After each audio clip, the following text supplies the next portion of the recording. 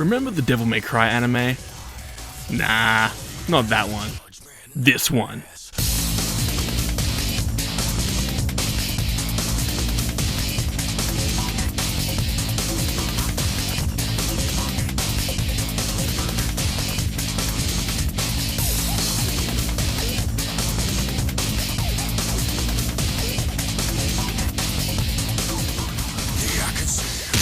Devil May Cry.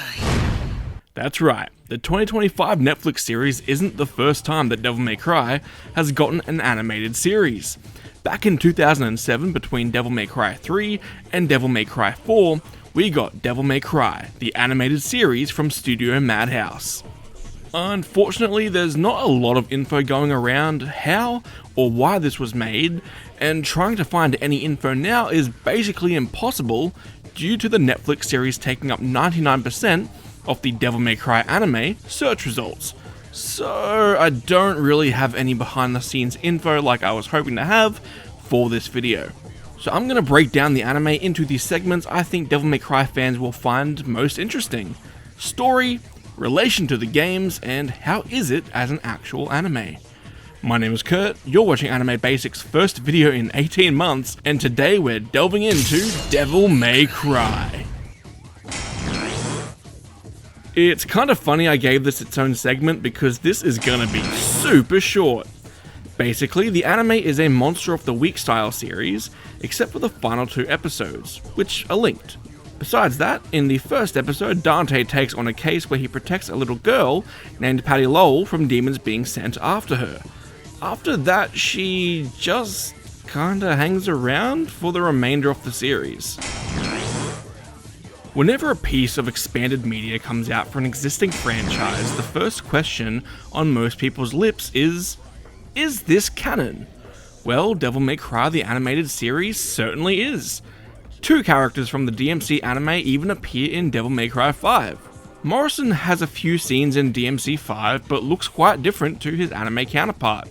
And the little girl Dante looks after, Patty, has a voice cameo on the phone in DMC 5 asking Dante if he will come to her birthday party.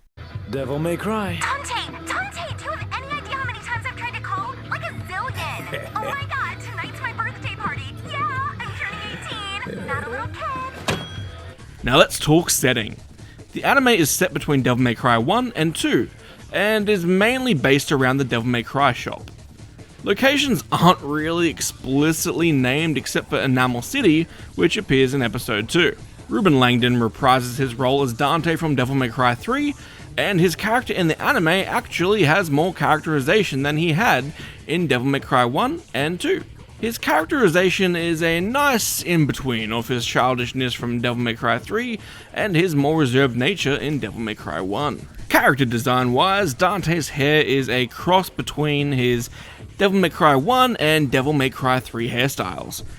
His costume also mostly resembles his Devil May Cry 1 costume. I'm personally a fan of Dante's DMC 2 and DMC 3 looks, but him having a design more along the lines of his DMC 1 appearance makes the most sense timeline wise. Now, Devil May Cry isn't just about Dante, they're supporting characters too. So, who else shows up? Well, this has the first reappearance of Lady in the Devil May Cry franchise, as Devil May Cry 3 was her debut. Unfortunately, Lady's voice actor from DMC 3, Kari Wahlgren, did not return, and was instead replaced by Melissa Davis. I'm not sure what the reason for this recast is, as Kari Wahlgren is no stranger to anime dubbing, and she would return 1 year later to voice Lady in Devil May Cry 4. Though who knows when those voice lines were actually recorded. Lady's characterization in the anime is softer and closer to her Devil May Cry 4 and 5 personalities, versus her more hard-ass attitude in DMC 3. She obviously had a very good reason in DMC 3 to be in a shitty mood, but her temperament change in the anime was definitely nice to see after replaying DMC 3 for this video. Another returning character from the games is Trish. Just like Lady, Trish's original voice actor Sarah LaFleur did not reprise her role in the anime, instead being replaced by Lucy Christian. In case you're wondering after Lady, no, Sarah LaFleur did not reprise the role of Trish in Devil May Cry 4. Trish was once again played by another voice actor in that game, a woman by the name of Danielle Burney. While Trish is playable in Devil May Cry 2, my understanding is her appearance is 100% a gameplay thing, and is not canon in any way. So this anime is Trish's first canon appearance since Devil May Cry 1, and also has the first canon appearance of Lady and Trish meeting. Now, with such a large array of unique monsters and boss designs to choose from, the Devil May Cry anime brings back a slew of familiar enemies. Like... what? That's not right. How about... oh, no. Not even... okay. Yeah, alright, my bad. This game doesn't bring back any existing demon designs from the games, and the demons in the anime just look like generic demons you would find in any other bog standard anime from the time. The anime was animated by Studio Madhouse, and is fine most of the time, but you aren't gonna find anything especially out of the ordinary for any other anime at the time. There's a couple animation errors here and there like this fella, but other than that it's decent. The action scenes are serviceable, but there's nothing I would call Triple S style. Dante doesn't use any weapons from the games besides Ebony and Ivory and Rebellion, which could have varied the action scenes quite a bit.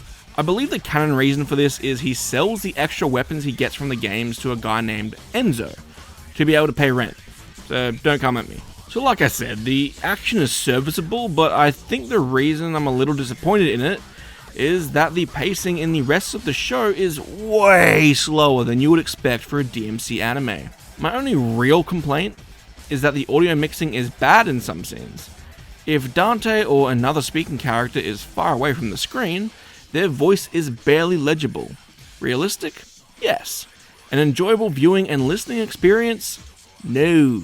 Probably at least one scene per episode has an issue like this, so it's not like it happens once and never again. I have both the Blu-ray and Crunchyroll, and the issue occurs on both. I think Devil May Cry the animated series is a decent companion piece to the game series, but it's not something I would recommend to other anime fans just because it's an anime. It does expect you to have base knowledge of at least the first and third games, and isn't really engaging enough if you aren't already invested in the Devil May Cry franchise. If you're a die-hard DMC fan, I would say watch it if you haven't already, but give it a miss if you're a casual fan or just not really into the games. Thank you guys so much for watching. I'll have more videos coming out soonish. I decided that if I'm gonna make videos again, I want more time for them to bake so I can make something I'm genuinely happy with. If you guys are happy with those videos too, it'll be all the better. See you next time.